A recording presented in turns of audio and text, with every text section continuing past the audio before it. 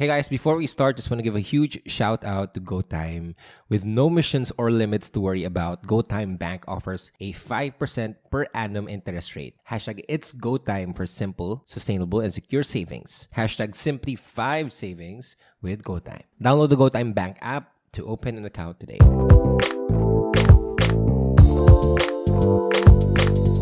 Hey guys, welcome back to Small Talk, small conversations with huge impact. Now available on Spotify, YouTube, and all the other streaming platforms out there. My name is Alec Cuenca. I am your host and super thank you sa lahat ng taong nanonood ngayon. Maraming salamat sa patuloy na pagsuporta sa lahat ng ginagawa ko online. And thank you so much for all the love and the support that you have been showing sa podcast. And I'm so happy that you're here kasi today is a very special episode because again, I'm not alone. I'm with a person that if you're in the creator space, if you're in the influencer space, I know nakilala mo tong taong to because the person that I'm here with right now is someone who has pioneered influencer marketing and it's just one of the OGs talaga. She has over 20 years of experience. She's been doing this all her life, but more than that, she's just an inspiring person.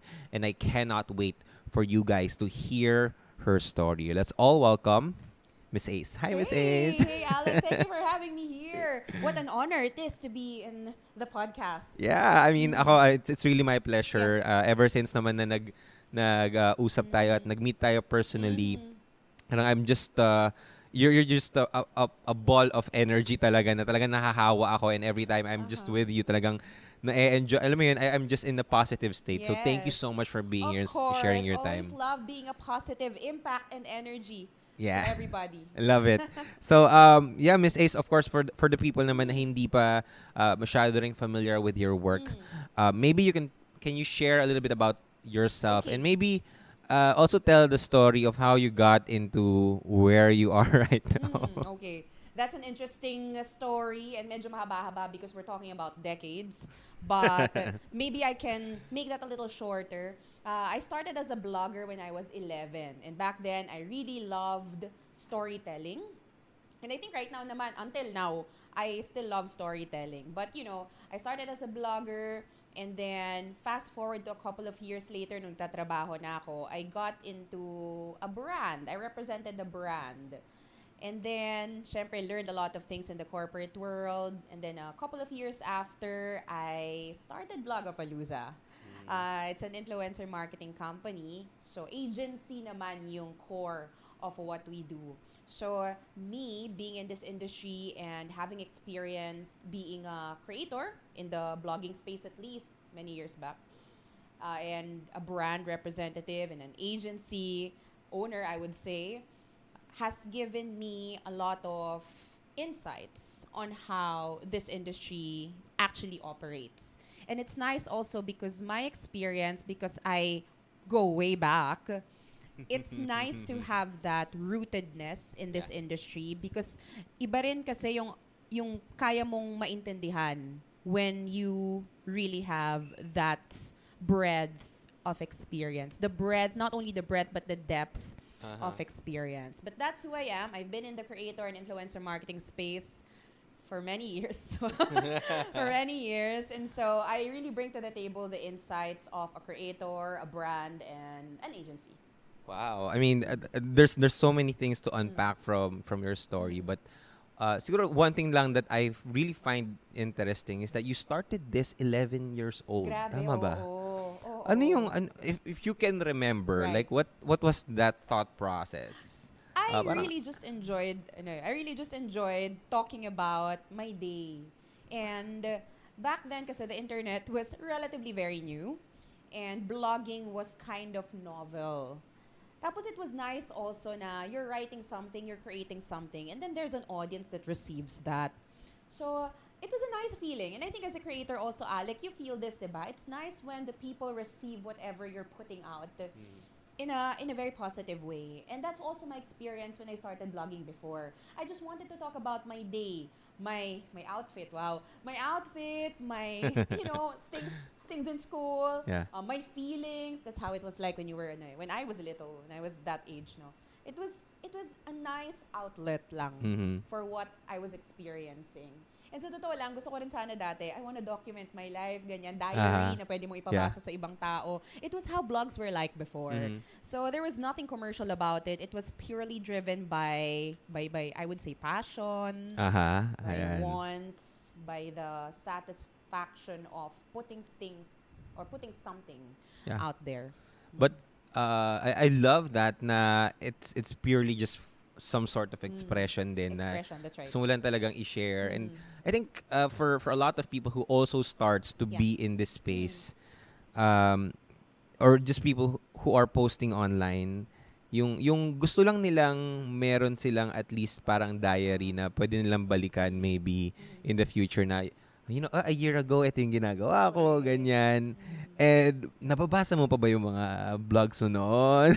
Meron ka That's pa an bang interesting access na? question because I started vlogging super tagal na. Like for the for the dinosaurs, GeoCities era pa ako. So wala na yung GeoCities ngayon. So definitely nawala na yung mga vlogs ko from before. Um, but nako, nakakalokang kwento to. Pero kasi, remember the time when we used to write or type in toggle case, yung mga small letter, big letter, natala mo ba yun? Okay, so I used to write like that before. And then nung college ako, na-discover siya ng mga blockmates ko, Alec. Tapos inasar nila ako. Parang, tignan mo si Isa, ganyan. And I felt really bad about it. So alam mo, hindi ko man lang pinag-isipan. Wala talaga. I deleted it, Alec. So the blog that I had before, wala na. Okay. But I had another one ng 2016 yata yun. Ginawa ko lang ulit, 2016, 2017, something. And then I wrote naman about my understanding of the influencer marketing industry even back then. So nabuhay pa yung blog na yun, acegapus.com. You Wow. can read there things that I used to write about my experience in the industry, how I envision the industry to be, things that I think the industry should have. So, andun pa yun mga yun. Medyo mas intellectual na yung 2016 or 2017 blog ko. Medyo mas intellectual na siya. Hindi na siya about myself. But yes, that's how it's like. Hindi ko na maalala. Wala na. Hindi ko na naitago. Wala na ako record. What was your, I think, personally and professionally, I think, what was your, like, major piece na, or like content that you have put out na talagang kinda defined na rin na where you currently are, na help you to where you are right now? Para sa akin kasi hindi siya just one defining piece of content. Para sa akin, how you build or how I've built, I can only speak for myself now, how I've built what I have right now at least, is I kept on putting out different pieces of content that would supplement the kind of branding or image that I wanted to be. Swerte ko na lang na I enjoyed it as well. But I used to really write a lot of articles, yun nga, about the influencer marketing space, both commercially, the commercial viability of it, and the passion side of it, the creative side of it. So, a lot of these makikita nyo pa rin sa blog ko, acegapus.com. Medyo matagal-tagal na ako hindi nakakapagsulat dyan. But yes, but apart from that, more than the digital content, it's also putting myself out there to speak in events, be with people, really, add value to where I can, not just in the digital space. And I think ito yung mga bagay na nakakontribute sa branding natin right now. Okay. And I think another thing that I'm just really fascinated by your story is that you've been doing this for a very, very long time. And I'm sure dahil ang dami mo na rin nagawa, parang for sure ang dami mo na rin insights, ang dami na rin creators, ang dami na rin influencers na dumaan sa'yo, na nakita mo rin, na observe mo. I'm curious, with all the years that you have been seeing this, what's the number one mistake that influencers / creators do? okay, my answer would be different siguro many years ago. Pero ngayon, this moment na tinanong mo ko, masasabi ko na isa sa mga biggest mistakes ng creators. Yeah. Masasabi ko na isa sa mga biggest mistakes ng creators is, ano ba? Paano ko ba sasabihin to? No, but ang taas ng tingin sa sarili. Paano mo nasabing mataas ang tingin sa sarili? Kasi for example, when you create and an audience receives it, that's a nice feeling. But like it doesn't end there kasi, And maybe I think about the creators who have quote-unquote made it. Ang taas ng tingin sa sarili in the sense na, huy, hindi porke nag-viral yung isang piece of content mo, yung isang post mo, bongga ka na. It's a mistake, and I consider that as a mistake because one achievement is not worth a lifetime. You keep on achieving. You keep on wanting to get better at what you're doing. You consistently improve yourself. Hindi porke natanggap ng maayos ng audience mo yung isang linabas mo, feeling mo sobrang accomplished mo na. Of course, that's an accomplishment. Of course. Yeah. But that doesn't make you the best of the best, right? You keep on trying, You spend time making yourself better. Hindi siya one-hit wonder. And dagdag ko na rin, that's, I think, one of the reasons why there are not a lot of creators that have longevity. Yeah. Parang may mga sumikat tapos nawala kasi hindi na sustain, kasi naging kampante, complacent because they feel like they've achieved something already. So yun yung una ko naisip, Alex, sa totoo lang. Of course there are a lot. Yeah. Of course there are a lot, for sure. diba? Oo. Pero yun yung una ko naisip. Dami ko pang pwedeng Tingin- sabihin pero limited yung time natin. So ilaban na natin, di ba? Oo. At tingin mo, madam, bakit nagkakagano ng mga influencers? Siguro kasi kumpara sa, tanda ko naman kung sabihin ko to, pero siguro kumpara during our time, many years back, mas mahirap magkaroon ng audience kasi before. So you really have to work harder to feel that sense of accomplishment that people like your work. Oh, okay. But now, with the newer platforms, with more sophisticated algorithms, I think mas madali na kasing mahanap kung sino yung taong makikinig sa'yo. Kung sino yung taong para sa'yo. But yun nga, parang mas hindi na mahirap sa ngayon. And so, for many newer creators, they feel na, ganito lang pala yun eh. Ganito lang pala yun. Easy lang. Yes, easy lang pala. Right? And then they get lost in that feeling of sustained dopamine dahil lagi akong linalike, lagi akong may audience, ganyan. And then they get complacent. I see a lot of these. Yeah. Pero hindi naman tayo para mag-generalize, sa totoo lang. Hindi naman. But it's a mistake that I see a lot of creators have. Yeah. Hindi nagtatapos yon sa iisang. Yeah. And I think that's really interesting. And I thank you so much for bringing that up. Kasi I'm not gonna be a hypocrite and say that I didn't, hindi ako dumaan sa ganong phase. Kasi, like, especially if you're young, tas wala kang exposure sa mga ganong bagay. Right. And probably you also came from, an environment where you didn't get that, I could say, validation in a sense, diba? Tapos, when you get a viral video, you get all of these likes. Sarap sa pakiramdam, Ang sarap diba? sa pakiramdam, and you feel like you're on cloud nine, ganyan. And I learned this the hard way as well, na it got here eh. Alam mo yun, na sobrang, and I think that's the perfect word, complacent eh. Hindi sa mayabang, hindi sa but when you think you're at the top, syempre, wala ka nang aabutin pa. Correct. So, hindi ka na magsa-strive to be more, but life is just a series of waves. That's parang right. ganon. Na there are times na andun ka, but you got to also be prepared for the lows, I could say. And once na naanan mo na yung highs, and you're also prepared for the lows, that's when you kind of sustain Correct. and be here for the long run. Correct. Yeah. And what do you think naman? And for sure, meron ka rin mga nakita na dumaan sa ganon, na parang naging complacent, but at the same time, nakabawi. Or, yung mga tao naman na na-handle yung pride, yung success na yon, how do you think people get through that? Humility talaga is important because kahit nga sa mga artistang sikat they have their lean seasons. But humility is important because hindi ka palaging big shots. You may be a big shot right now, but tama ka, Alec There will come a time na, okay, may bagong sisikat, may bagong creator na naman, may mas magaling, may mas bata, you know.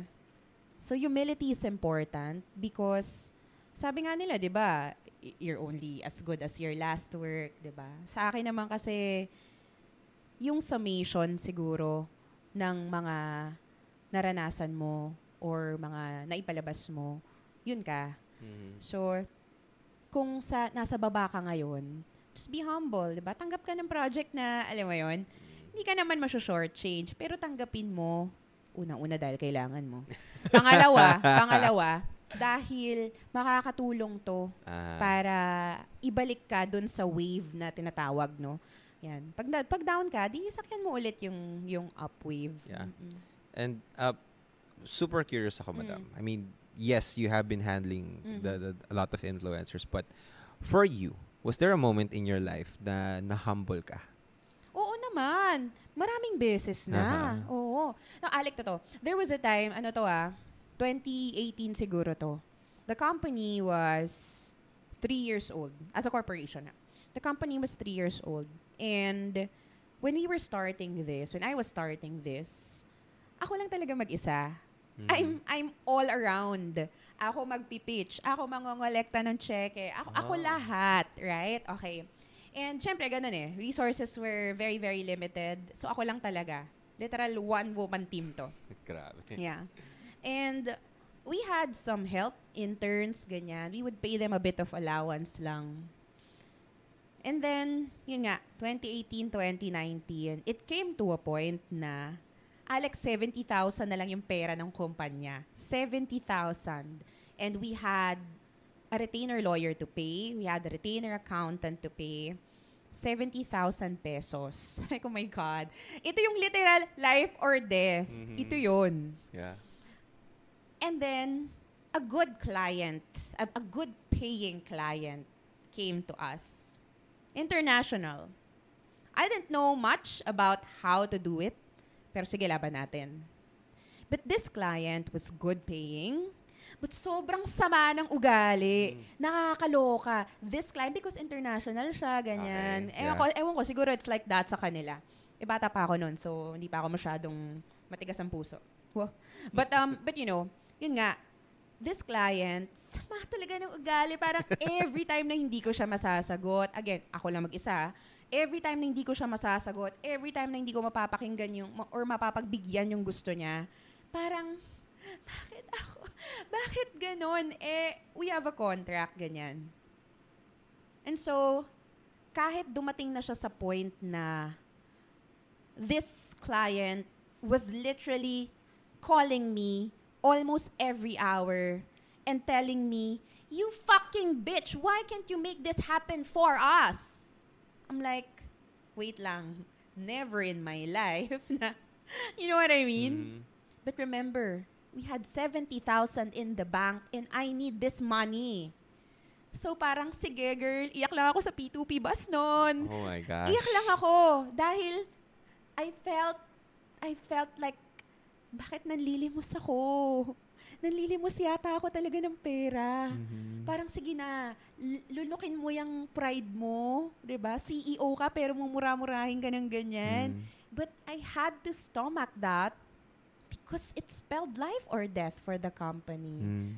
So, Na-humble talaga ako noon, Alec. Dahil hindi porke CEO high and mighty ka dyan, talagang status-wise, bonggang-bongga ka na. Diba? At the end of the day, kung ikaw yung may-ari ng kumpanya, you're really at the mercy of your clients. And it really humbled me because a lot of the younger ones would be like, I wanna be the CEO, ganyan-ganyan. Girl, pag CEO ka, boss mo ang lahat.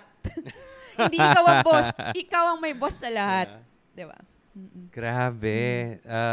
Well, thank you so much for sharing that. I didn't know na, na may ganong pa-effect na talagang may murahan pang nagaganap, no? But then you went through that. And then you bounce back for it. Well, here we are in your magical place now. But what was going through your mind? Like, sige, sabi mo, umiiyak ka, sa P2P ka, ganyan, linundok mo yung pride. But what was going in your mind? Para sa akin nun, it was more of survival mode kasi. Okay. So, hindi na ako para magdrama pa ang arte-arte ko na, oh my gosh, I don't deserve this. Walang ganun. Kasi you really don't, pero... Well, yun na nga I really don't Pero hindi siya para umarte pa ako na, okay. ganyan. Wala. Lunukin mo yan, girl, at ilaban mo. Kasi kailangan mo tong pera na to. Okay. Diba? Kailangan mo to para mabuhay yung kumpanya mo. So, wala nang parang arte. Kumbaga, okay, I felt bad. Iyak mo yan. Pero laban ka, girl. Tayo ka agad. Huwag kang masyadong umarte-arte dyan at tambayan mo yung feelings mo. You know? But in hindsight, para sa akin, these are experiences that really taught me to be, mas matatag ang puso sa ganitong mga bagay. Hindi lahat personal na atake sa'yo. These are things na palagay ko kailangan pagdaanan din kung gusto mo talaga na magnegosyo, gusto mong maging may-ari ng kumpanya, gusto maging CEO, ganyan. These are things na kailangan mong pagdaanan. Dahil sa totoo lang, many years after that, parang na lang yun. Parang charot na lang yun sa dami ng paghihirap pa after. So na lang yun, kurot lang yun para sa mas malalaking challenges. But those are good trainings for people who want to do this, at least. Yeah. And now, every time na may mga ganong situations, parang naisip mo rin siguro na, well, kaya ko na yan. Alam mo, grabe Alec, yun, naalala ko tuloy. Siyempre, it can also be applicable to creators like you, diba? Digital creators, influencers, for example. You put something out there, parang, hindi naman tinatanggap. And then one time, it really goes big. Tapos biglang dami mong bashers. Bahagi siya nung ginagawa mo. Diba? How did you feel when you had your first experience of bashers? Nung sa akin, nakatanggap, which is weird for my content din. Because I'm always putting out like inspirational correct. Encouragement. But the first time na nakakita ako ng parang mga haters, naka-experience ng mga haters, it was really weird kasi parang hello, I'm sharing positivity tapos I'm getting all this negativity. So parang may doubt na tama ba yung ginawa ko? May ganun. But at the same time na you also understand that it's not personal. Like maybe they don't like the content, maybe they don't like the message, maybe they don't like the delivery, but at the same time it's not personal because the moment that I take it na very personal, mas mababaon na, mas natambayan ko siguro yung mga negativity na sinishare nila. But yeah, going back lang dun sa question mo, kasi ayun sa story, what was that moment na you said naman na nakabawi na ako? Like literally after that project. Ganun kalaki. So after that engagement. After that, parang sige na, okay na. Like, worth it na. Okay. Sabi ko nga sa'yo, it really spelled life or death for us. From 70,000, okay naman na kami after. Okay. Yeah, wow. And then, you scaled the company. Yes. To where it is right now. And it's super. How many creators, influencers are you handling? In our community, parang more than 50,000 na. All over the Philippines. And this comprises yung mga starters, the ones who are aspiring creators. Yan, yun Yeah. naman yung Kasi feeling. alam mo hindi ko talaga makakalimutan ng ang Vlogapalooza. kasi kasi nung nagsisimula ako, I mean your team, your company kind of reached out then like offer me like a Right. brand sponsorship or something like that. And it was my first glimpse of, pwedeng kumita Pwede dito? pala. Pwede pala kumita dito. So that opened a lot of opportunities for me. And I'm just really thankful then It's na our nice to paths crossed hear. Yeah. then before and then now we're here. We're recording a podcast. So again, Love thank you, it. thank you so And much. thank you for not forgetting. Yeah, of Thank you course. for not forgetting. It's so easy. I mean, first of all, the name Blogapalooza. It's so easy to remember, but also, I guess the feeling that you guys are giving to other creators and influencers na kahit nagsisimula ka pa lang, if we can find a way to help you guys out, That's right. like yun yung mararamdaman. Parang I always say this, like people forget what you say to them, but they will never forget how you made them feel. Oh, that's beautiful. And I felt like really supported. I really felt cared na, talaga? I mean, di mo ako kilala, but you're willing to help me Right, like right. get a project or earn from this. So that was really, really a nice moment for me Uy, as well. So Alec, thank that's so beautiful. Because that's my goal. you. Alam mo yung mga tinatawag na BHAGs ng mga tao, Ah, ah. big, hairy, audacious goals. When I was starting the company, sabi ko lang, I wanna impact the lives of people. Like, thousands, hundreds of thousands of people. But like, I didn't know how. Kasi bata naman ako noon di ba? Yeah. I didn't know how.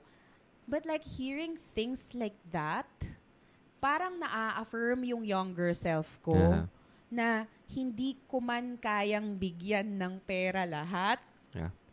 kaya ko silang bigyan ng pag-asa, hope, you know? And that hope motivates them to be better, to be more, you know? Yeah. And I think that's the impact that we're making also as Blogapalooza. I think that's also the essence of our mission to elevate influence. Yeah. You know, you can be more. You can do more. Yeah. Thank you. Thank you so much. Mm. And hope you guys are enjoying this conversation. We're gonna be back after this short break. But thank you guys for being here. And abangan nyo pa yung kasunod. Saktong 30. Ay, laban na yun. Okay, Laban na okay. yun. Alright. Sige. So, ulitin mo lang kasi 30 minutes lang to. Okay lang. so, okay lang, diretso lang tayo? Or, lang. okay. Oo, ikaw, okay ka Oo, ba? nag-enjoy ako dito. Hindi ko namamalayan. Okay lang ako. Okay lang ako. Okay lang.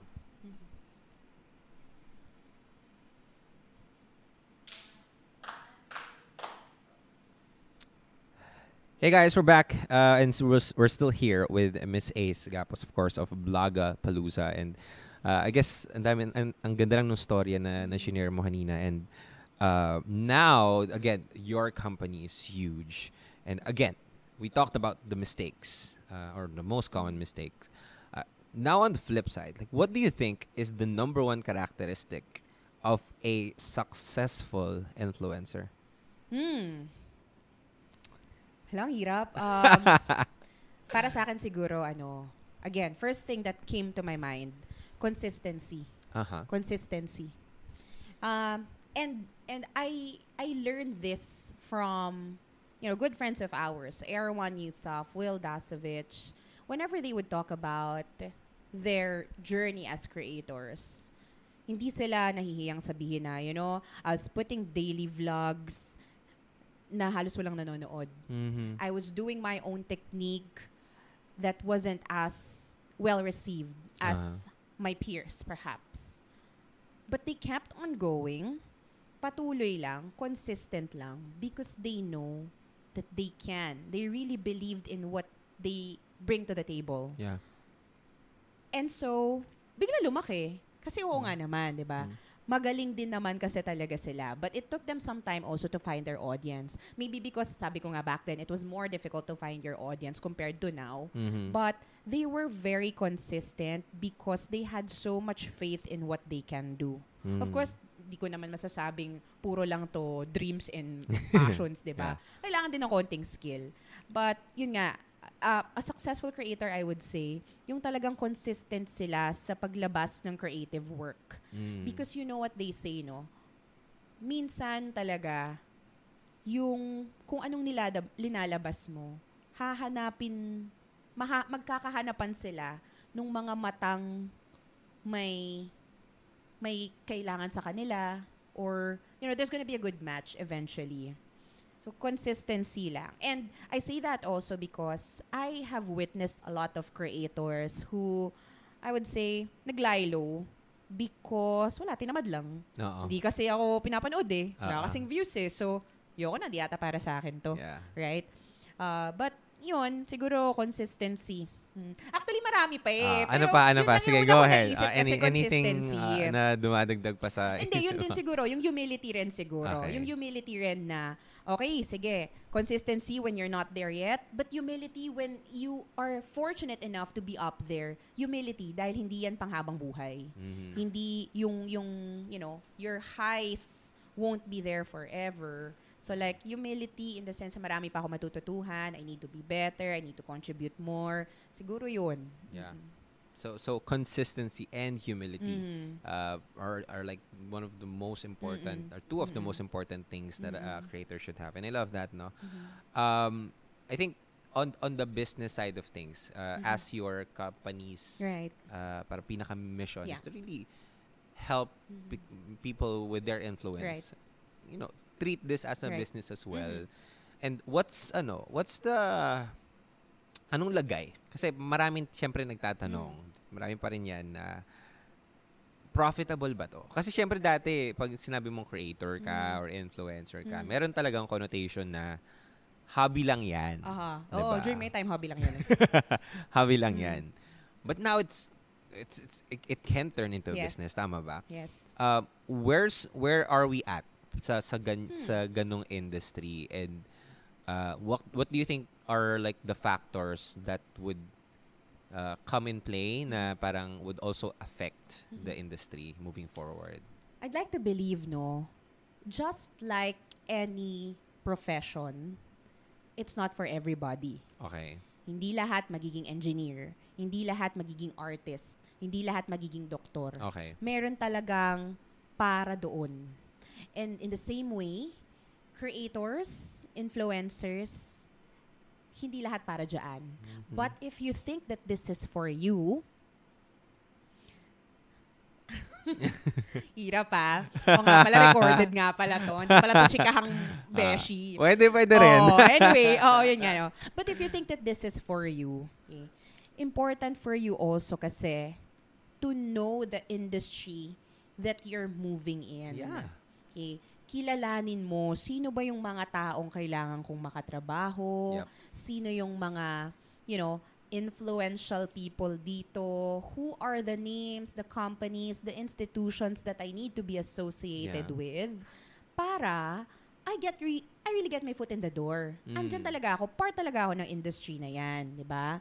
Okay. Commercial, we're talking about commercial di ba? We're not talking about passion lang at yung creative side lang. So, ito na yung business side of it. Okay. Kilalanin mo kung sino yung mga dapat na kahalubilo mo. And this is where I think like your network Yes. is your net worth pa din Right. papasok. I mean, in business we hear that. But it's the Correct. same with creators and Oo influencers. naman. Okay. Oo naman. It's gonna be so much easier if you have a good network that supports you. Diba? Okay. So that's one. Pangalawa, it's important that you also understand a bit of business in a sense na, some creators would have an umbrella statement, know your worth. Okay. Ganyan, di ba? But understanding this industry on a business lens means that ano ba yung value ng creative work mo coupled with ano ba yung value mo as creator. And again, that takes humility. Because kahit gaano kaganda, real talk na to, Alec, ha? Okay, go. Kahit gaano kaganda, kagaling nung ginagawa mo, kung ikaw as a person, you're not perceived as valuable yet, then it's not gonna be perceived by the market as valuable. Yeah. Right? Okay. Okay, ulitin natin yon. Regardless of how amazing your content is, if the creator, aka yourself, is not perceived as valuable, then the entire package is not going to be valuable. Yeah. And so you have to work on yourself talaga. Okay. And siguro nga I could illustrate this better. Okay. When you think about, say, the industry of beauty, Okay. there are names na talagang lulutang agad. When you think about, say, tech, may mga pangalan agad na maaalala Top ka. of mind. Top Yeah. of mind, Okay. diba? And they're top of mind for a reason.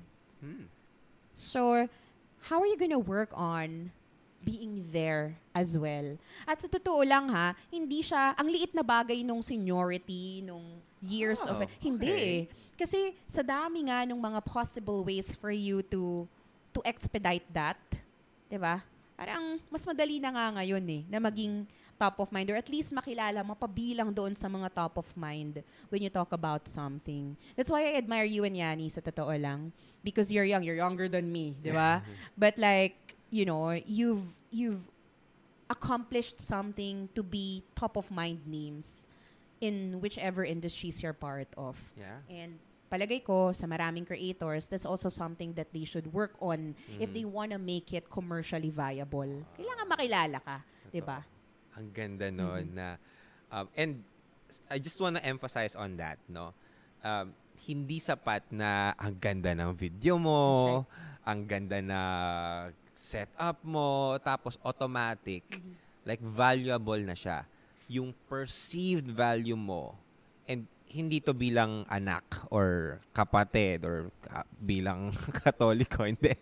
Your perceived value sa creator economy, sa influencer economy, meron pa rin talagang it totally affects pa din the pricing, the projects that you would get. How can you increase your perceived value? You work on your personal brand. Okay. In the sense na, again, work on being top of mind when something is mentioned. Okay. Personal finance. There's gonna be a couple of names that you will remember. Right? And then there are those na, ay, personal finance pala siya. Diba? Okay. Right? Or podcasting. Right? Hosting. Comedy videos. Beauty videos. Makeup tutorials. Educational skits. You know? Whatever category. And ang ganda kasi you can really carve your own niche. Ang ganda. Right? So, you really just have to, sobrang cliche kasi, pero when you are practicing it, and when I see it every day kasi, so, you know, when I see it every day, totoong-totoo, you find your own niche.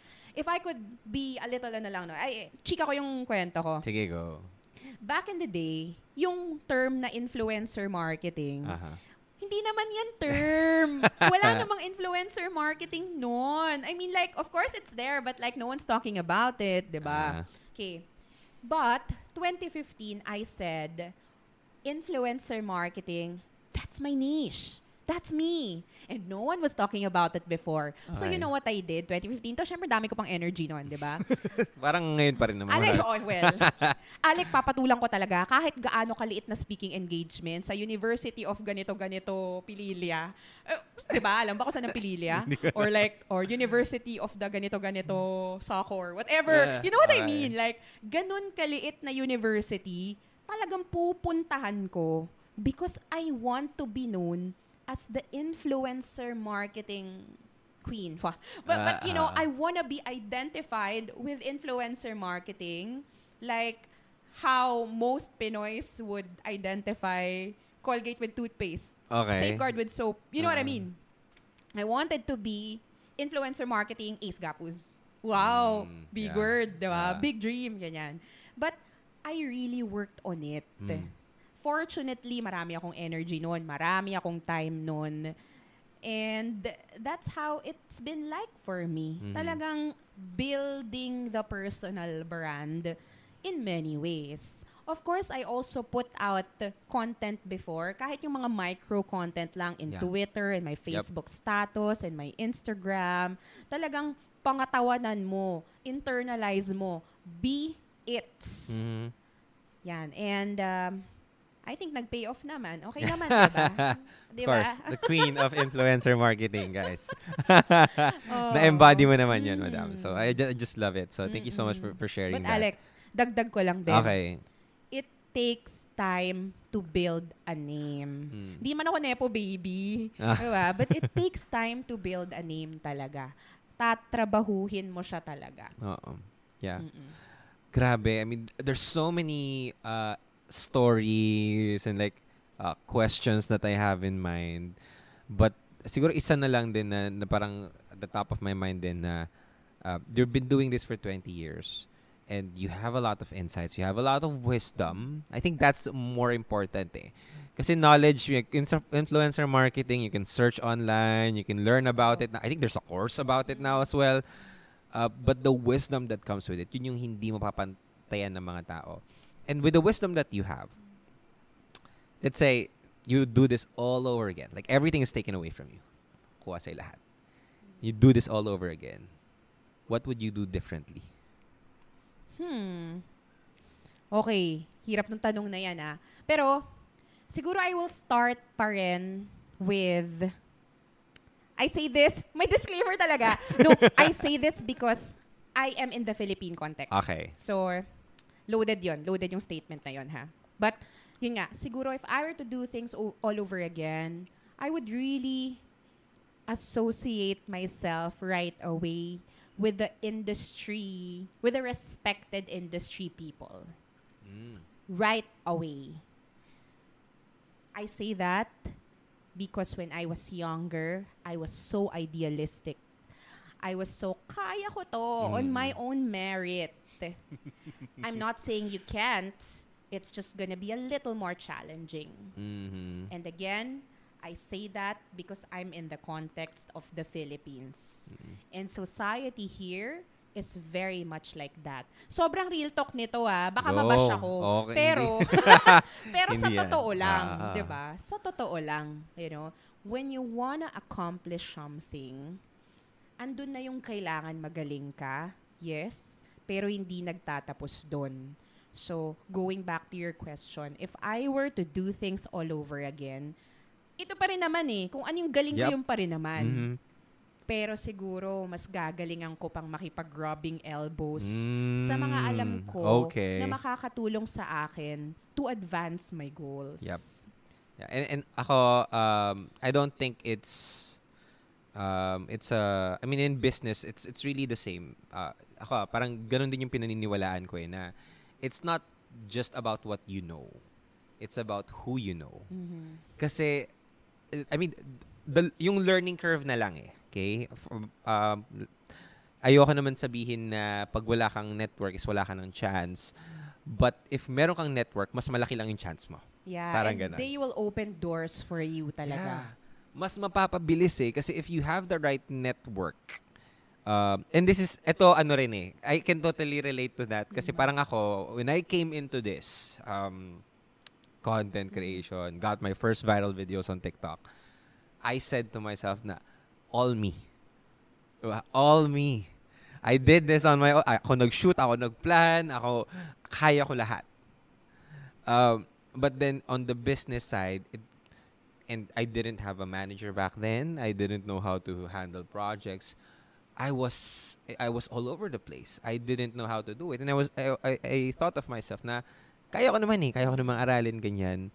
But I also realized na, there are actually people na magagaling na dito eh. So, bakit hindi na lang ako humble myself? Correct. Na, hello, you guys are so good at this. Can you help me? Can I work? Or can you teach me man lang? Surprisingly, the successful people, I mean this in any kind of industry, the successful people are so generous when, in sharing like the secrets, the tips. Well, that's based on my experience, right? And hindi sa sumisip-sip ka eh. Pero, andyan din yung na you again, I think full circle lang. You work on yourself so that you have a value to give. That's right. And then when you have a value to give, kahit saang network ka ilagay, pag meron kang value na mabibigay, sila rin parang, sige, ako rin magbigay ng value sa'yo. And now it just becomes a like everyone's helping everyone. Alam mo ko ano magandang analogy dyan or Aha. like a metaphor dyan. May bahay ka. Mm. Ano ang nahihahain mo sa mesa? Kung wala ka naman palang ihahain, bakit ka bibisitahin? Mm. Ano yun, chikahan? 'Di ba? So, kailangan meron kang naihahain sa mesa. So, the more na marami kang naihahain, mas marami kang bisitang pwedeng yayain. Mm. 'Di ba? Yeah. And that's how it's like. So, be better. Strive to be more. Yeah. Talaga. Para Yeah. mas marami kang maihain, mas marami kang pwedeng yayain. Yeah. Wow! Wow! I love that. And I'm super enjoying this conversation. And Pwede man tayo magtuloy kung gusto oo mo. nga, tutuloy-tuloy lang. Tutuloy-tuloy lang natin to, no? But I think one of the questions that I also have is because this place right now, we are in beach. You call this beach, right? Yes. What's this place all about? The Blogger Creator Hub. Yes, this is the beach because BCH, yun lang talaga yun. Pero we want this to be our creative escape in the concrete jungle. That's why it's the beach. I want to go to the beach, diba? And sa totoo lang, this Blogger Creator Hub has been a dream of mine. Matagal na. Okay. This idea came to me 2016 because, yun nga growing up in this industry, I know how creators think and feel. On a general sense, of course. So, when you're a creator, parang gusto mong maging around other creators. Yeah. You also want to, share experiences. Gusto mong gumawa kayo ng something together. That's just how the creatives are wired. Yep. Hindi sila naiintindihan ng maraming tao. And, yeah. On a purist sense. So I wanted to have a space to cultivate that creative energy. Okay. So, 2016, Alec, remember, di ba nga, sabi ko sa'yo, may time na 70,000 na lang yung pera. So, mga ganun lang yung kaperahan namin noon. So, it was really a dream. Pangarap talaga siya before. Pangarap dahil alam mo, hindi siya pwedeng mangyari anytime For soon. context, by the way, guys, andito kami we're at the center of Metro Manila, at the heart of it. We're on the 7th floor, skyline view. Correct. Oo. Napakaganda talaga ng place. And yeah, sige, going Diba? back. Okay. Oo. So yun nga, pangarap siya. Right? And sabi ko, sige lang, I mean, hawakan mo lang yung pangarap na yan. Matutupad naman yan kung para sa'yo talaga. Okay. And so, it was at the back of my mind. I did not know if it was gonna happen, but I kept on doing what I like to do, what I did best.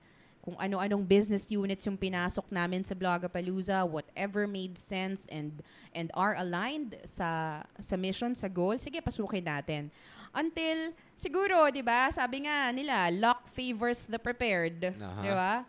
So, we were fortunate enough to be in the right place at the right time during the time when the industry was growing fast.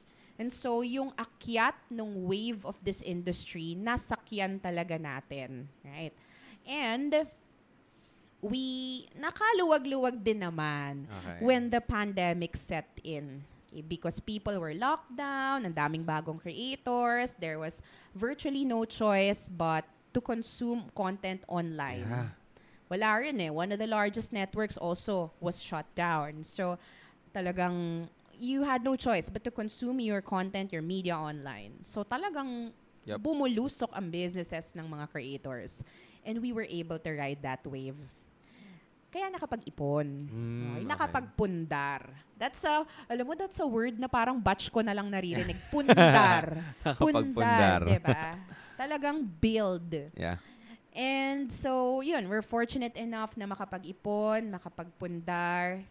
And so I went back to that dream that has been behind my mind. Pwede na. Nakapag-ipon na tayo, pwede na nating gawin to. And again, fortunately, because we've built a good network, called up friends lang to, Alec. Lahat tong nakikita mo ngayon ay bunga ng pagkakaibigan.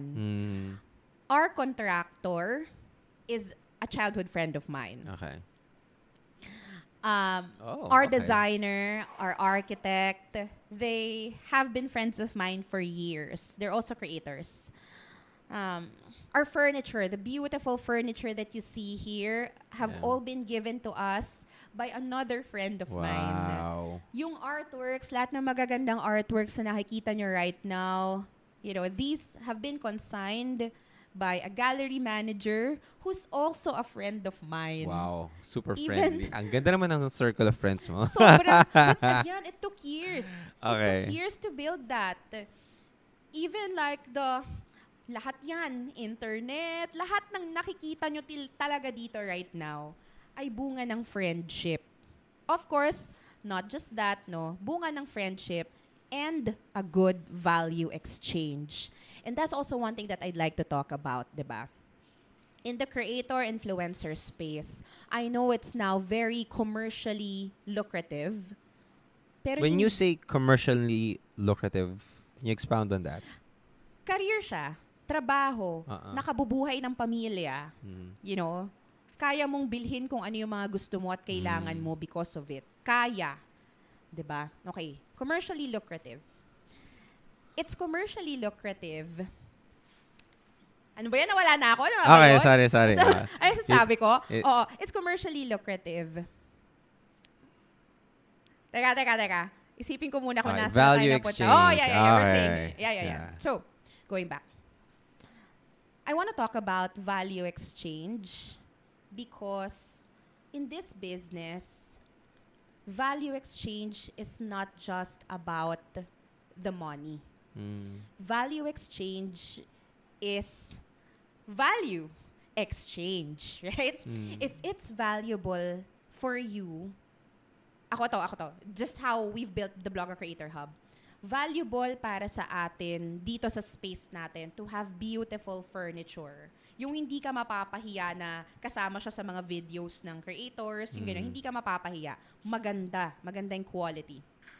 That's valuable for us. And for our partner, okay, that's valuable for them because they also want to be seen being used in a space like this, not just house or an office. Yeah. They want to be seen in a creative space. They want to be seen as being used by people of influence. That's valuable for them.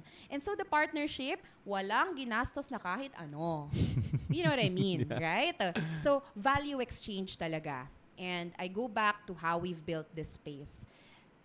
Of course, we had to pay for a lot of things pa rin. But we got really, really good deals because of a good value exchange.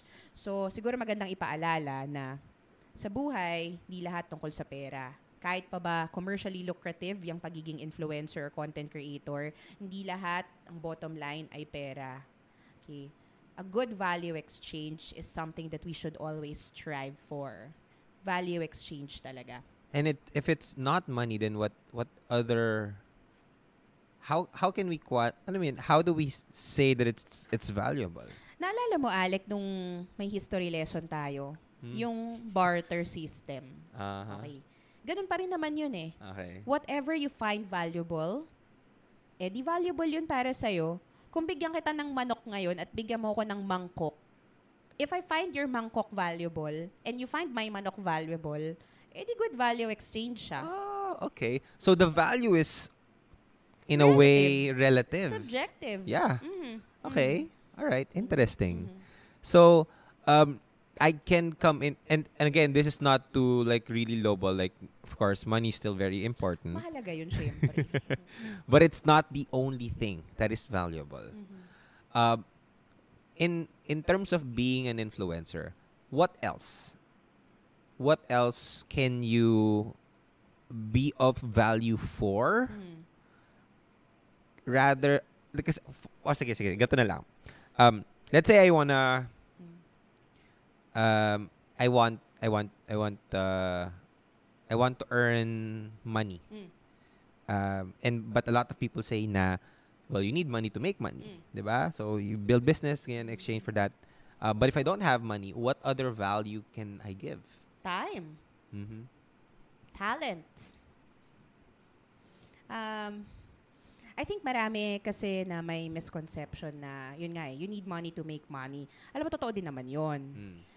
Pero sa experience ko, Para kasi baka lang sabihin ng mga tao na, well, nagawa mo to kasi, well, you have the capital na. Which is Oo. totoo din naman. Totoo din naman. But wala yun nung una. Aha. Mm-mm. So, Mm. what, how do people find something worth valuable, but they're starting? Okay. Sa mundong to, people will find you valuable if you can save them time or you can save them money. Mhm. So, whatever you're doing right now, pag-isipan mo, how can I add value by saving this person time and / or money? And that's how you make your money. Madali, di ba? Oo. How can I save them time? How can I save them Yeah. money? How can I make them feel good? Siguro isa pa yun. How can Yeah. I make them feel good? Yeah. Oo. Ang ganda nun. I think, if I'm getting this right now, like, value is either I'm saving you time, I'm saving you money, or I make you feel good. And whether it's just my skills or my talents, and sometimes even just my energy, parang ganon. I think a lot of people na may mga nakakasama din ako na wala naman talent, wala rin naman skills. Ganda lang. Ang ganda. Maganda lang. Pero minsan maganda rin kasama, That's right. right? And tong person na to, I'd rather spend time with him than do sa mga other people na talented pero hindi ko parang hindi masarap kasama, hindi magandang kasama in that sense. So it really is like subjective and relative din talaga. But how do you, baka kasi meron ding mga taong nakikinig na, so ano ba to? Ako lang magde-define. Ako lang ang magde-decide kung anong value ko. Okay. Innately, you are valuable. Lahat tayo valuable. However, think about the value that you bring to the markets that you're part of. If you will ask me, am I valuable in the medical field? Sino ba itong ace gapos sa medical field? Diba? Or maybe even in the legal profession. Unknown cases, diba? But I know that I can be more valuable to the market that I am part of. Yeah. So, edi I am, kumbaga, presyo-wise, di ba? Okay. Mas mataas ang presyo ko dito kumpara sa mga liga-liga. Alam mo yun? Kasi hindi ko nga siya market. O ganun din, Alex, sa'yo, as creator, di ba? Tingin mo ba valuable ka sa beauty? Hindi ka valuable. Di ba? Oh, pero, sa ibang merkado, pwede ka. So you find the things na na parang alam mo na meron ka maambag, at the same time you're also good at it. All right, okay. And palakpakan. Sige. Sige, tuloy mo lang 'yan. Record mo lang 'yan. We'll cut that out. Yan. Okay? Okay. So unang-una, salamat sa paupuan mo dito. Squish mo lang yan. Squish mo lang yan. Yan. Nabaon na ako sa kwentuhan natin. But yeah, I mean, I learned a lot, especially hearing your stories, and I would love to know more about this. But you're really good at the business side. You're really good at building this thing. Is question ko is, what's your vision for number one, yourself, and number two, the whole industry? Tagal na nung huli ko natanong to sa sarili ko. What's my vision for myself? Top of mind siguro. I want to be a force of power sa mga tao that I meet. Ang hirap no, wala akong vision statement. So, assignment ko yan. Sige, Alex. Wala akong vision statement. But like, if you ask me, no, ano ba yung ultimate na goal, na dream? What do I want to be? I want to be that force of power sa mga taong nakakahalubilo, nakakasama, nakikilala ko. I think I'm on my way naman, being that. I am very mindful about the energy that I give out. I'm mindful about the value that I bring. I work on it all the time. And I want to be remembered as that. Parang, this person, grabe, sobrang positive ng energy nito.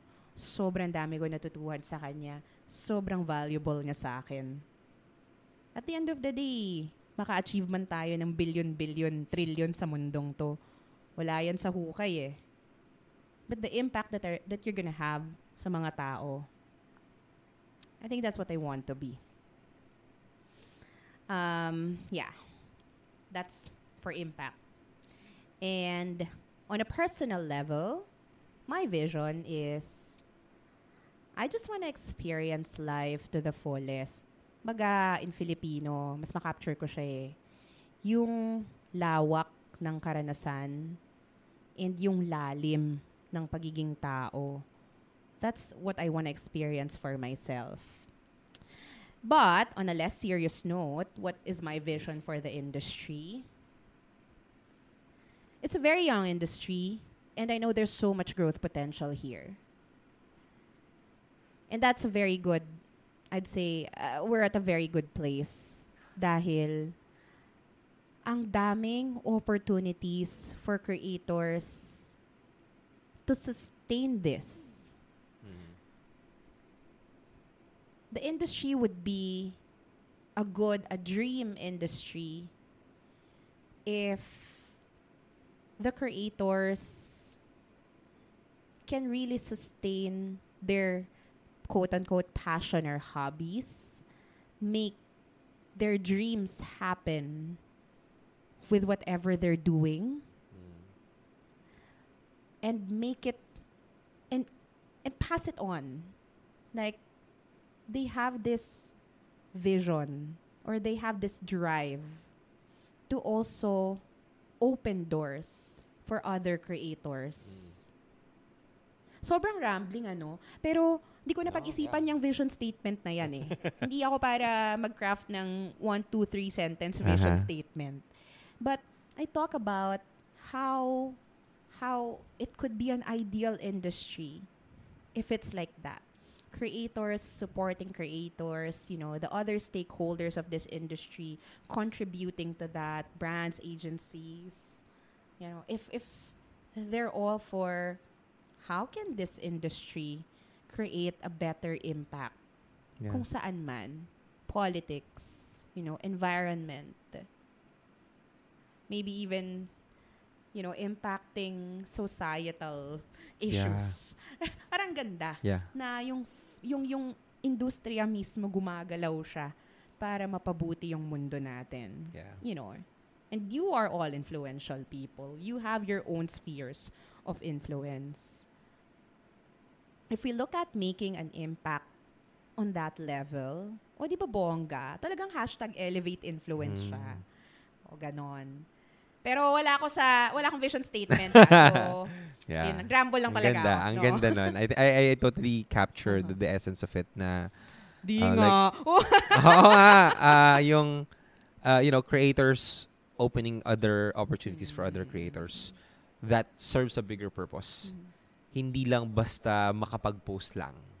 It's not just about that. It's making the lives of every Filipino, especially Filipinos, live a better life. Whether it's in the environment, whether it's society, whether it's your values, or even the tiniest way of even your personal growth. If it can elevate on that aspect, I think that's what a creator is is really meant for. Napapasaya mo yung mga tao, nai-inspire mo yung mga tao, and you just make them believe that there is actually a next level that is for everyone. And I guess that leads me to one of my final questions. Do you recommend, if I know there's a lot of young people out there, would you recommend a career in being an influencer? Oo naman. I would recommend this career because number one, ang saya niya. No, creating is a wonderful feeling. So it satisfies the self. Mm. In the same way, or in a similar manner, creating also makes you live forever. I say this because, nako, last weekend lang, I was reading some of the things that have been written, created by friends of mine in college. Meron kaming school paper, right? Then I was just reading them again. I'm like, lahat talaga nung lumilikha, patuloy na mabubuhay. It's an amazing feeling to create, art, writing, performances. These are things that will make you live forever. So anyway, apart from satisfying that personal, apart from, tawang-tawa siya kasi from serious to hindi. No, but apart from satisfying that personal need to be fulfilled, I think it also, yun nga it also allows you to give something for the other. For people that are outside the self. Right? Kung creator ka, you entertain, you educate, you empower. So, these are things na maibibigay mo na labas sa sarili. So, apart from the personal satisfaction, there's also that impact for the others, for the other people. Yeah. And then, syempre, di ba, if I were to, be very real lang about it, it's a very good industry to be part of right now. Ha? Para na siyang nung araw, puro nursing, puro IT. My gosh, this era is for creators. This is the creator era. And we're so young. We're so young in that sense. Totoo. Na the Philippines hasn't, wala pang nakikita kung ano yung possible, kung gaano kalaki tong industry. Sobrang daming possibilities talaga. Kaya, di ba, it's a good industry to be part of. It's a good career to pursue. But just a caveat.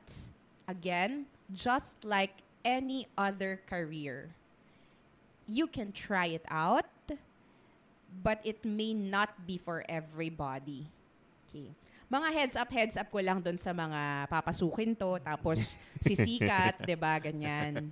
Nako, when you become famous, well-known, ganyan, you automatically become public property, quote-unquote. And life is never gonna be the same. Yeah. You're not gonna be totally private. People are gonna pry into your lives like they deserve to own you, And for some, that might sound interesting. That might sound exciting. But again, that's the reason why I say it's not for everybody. Diba? Hindi kasi lahat built for it. So, yun lang naman, mga heads up. But diba, gaya naman ng kahit anong trabaho, wala namang madali. Yep. Yeah. Thank you so much for sharing that. I love that, no? It's such an interesting point to end off na if you're here, if you're putting yourself out on public, the people will say something eventually. Always say something. Well, wala ka na rin, kahit naman hindi ka mag-post, meron pa rin nasasabi ang mga tao. So, post ka na din, no?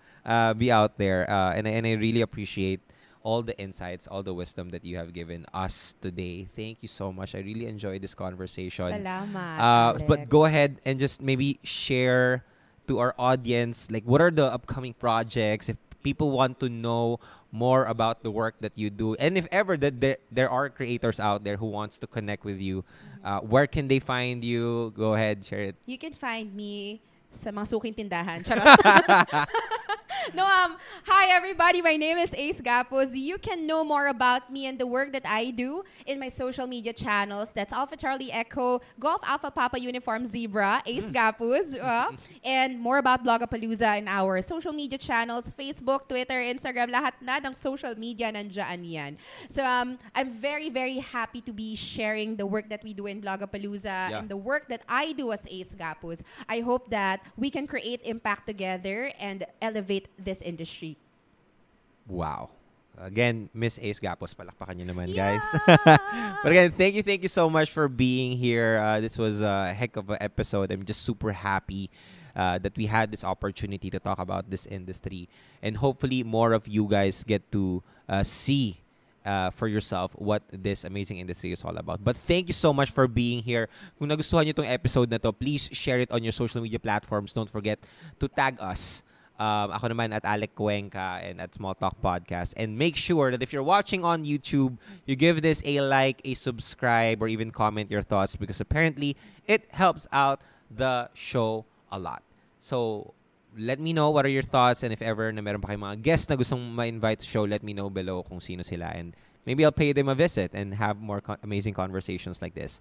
So again, thank you so much. Salamat. That's And- been amazing. Yeah, and thank you so much for being here. My name is Alec Cuenca. This is Small Talk, small conversations with huge impact.